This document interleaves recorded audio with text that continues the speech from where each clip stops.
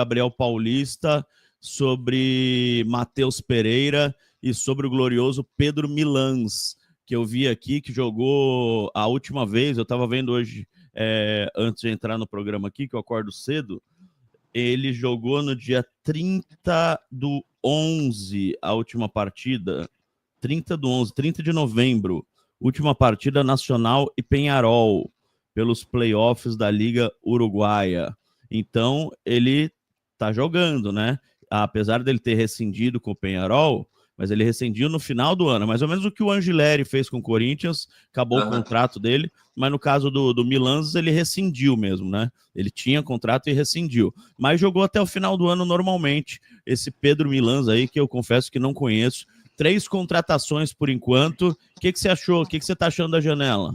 Gosto da contratação do Gabriel Paulista, a gente até brincou que, assim, os últimos declarados corintianos que chegaram aqui, a gente não teve tanto sucesso assim, né? Foi o Luan, foi o Júnior Urso. Nem lembro. O último foi o Alex Santana, né?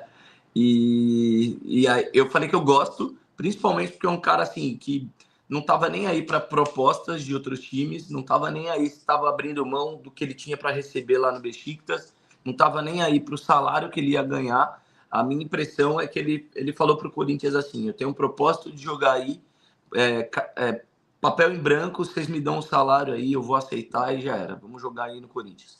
Uma coisa é a emoção dele, põe isso de lado. Agora ele, 35 anos de idade, faz tempo que não joga 40 partidas numa temporada. Ele vem para trazer experiência? Você acha que ele vem para ser um reserva de luxo? Ele vem para quê exatamente? Cara, vem para trazer experiência, liderança, na minha opinião. Eu acho que vem para disputar posição. Tudo bem, ele não está acostumado mais a fazer mais que 40 jogos aí, nem 40 jogos, né, por temporada. Mas eu acho que é um cara que se preparar, se dedicar, eu acho que pode conseguir.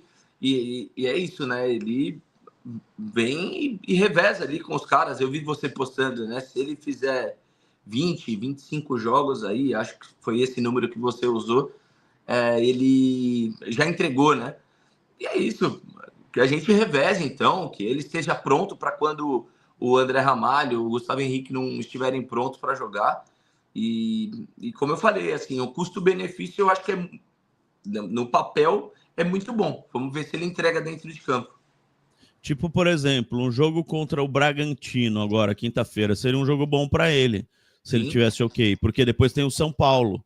Sim. E aí você põe a zaga titular contra o São Paulo. Seria legal poder fazer esse tipo de coisa, né? Porque é difícil o Dorival fazer isso com esse elenco do Corinthians.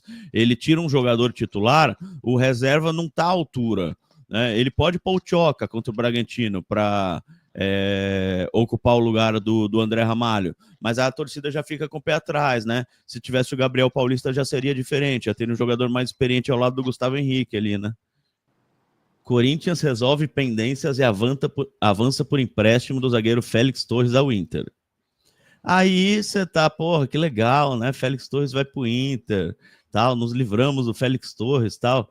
Daí eu tô lá no X da Monique Vilela, que é repórter do Atlético Paranaense, setorista do Atlético Paranaense em Curitiba. Atlético abre conversas com o zagueiro Kaká do Corinthians. Negociações.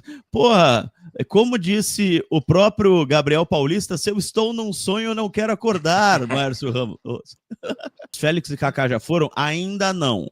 Ainda não. Segundo a Monique, o Atlético tem interesse no Kaká. Ter interesse e o cara ir é muito distante. Ter interesse é diferente de ter conversa, que é diferente de ter negociação, que é diferente de acertar. Então entendam a diferença.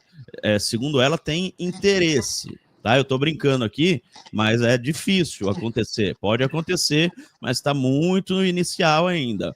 Agora, o Félix Torres não. O Félix Torres, o Internacional e o Félix já se acertaram, o Félix já aceitou, era só uma dívida com o empresário lá que tinha do Félix Torres, que era para ser paga, e ele iria para o Internacional. Então, o Félix Torres está muito próximo de deixar o Corinthians. O Kaká é um interesse. Saiu a notícia de que o Marcelo Paz tinha conseguido trazer o Matheus Pereira para São Paulo, inclusive ele veio para São Paulo para realizar exames médicos. O pessoal do Fortaleza ficou puto da vida com o Marcelo Paz, e com o presidente atual do Fortaleza, que o Fortaleza caiu para a Série B, tá sem dinheiro, aí perde o principal jogador de graça e quem levou foi o antigo CEO. Ou seja, o Marcelo Paz estaria enfraquecendo o ex-time. Então eles ficaram muito putos. Aí a diretoria lá deixou vazar para a imprensa de que ele não vem de graça. Deixou vazar para a imprensa de que não é assim, não é de graça, que o Fortaleza vai ganhar alguma coisa. Então a gente percebe quando é notícia vazada. A gente que tem uma certa experiência percebe quando é notícia vazada, por o presidente não ficar tão mal. Não, a gente vai ganhar, não vai ser de graça, a gente vai ganhar. Mas está tudo conversado, tudo acertado, não mudou nada na vinda do Matheus Pereira para o Corinthians. O Vibélio e o Menino Boleiro, sabem algo sobre o meia Pochettino na raça Timão?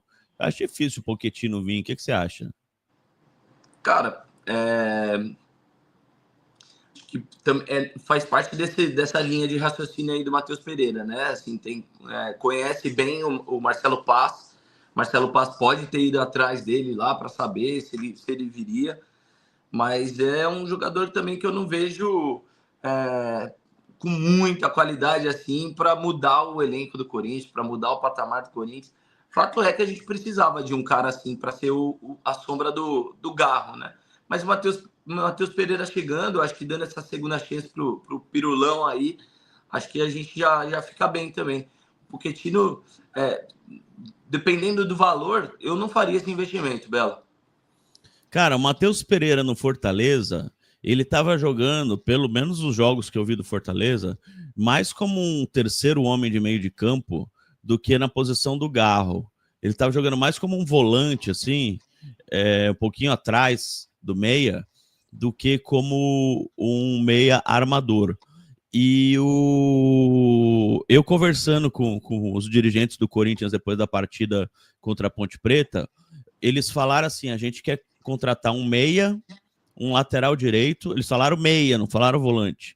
Um meia, um lateral direito, que seria esse Pedro Milans aí, e 2 atacantes. Se eles querem contratar um meia, eu acho que eles estão considerando o Matheus Pereira um terceiro volante, viu? Tá.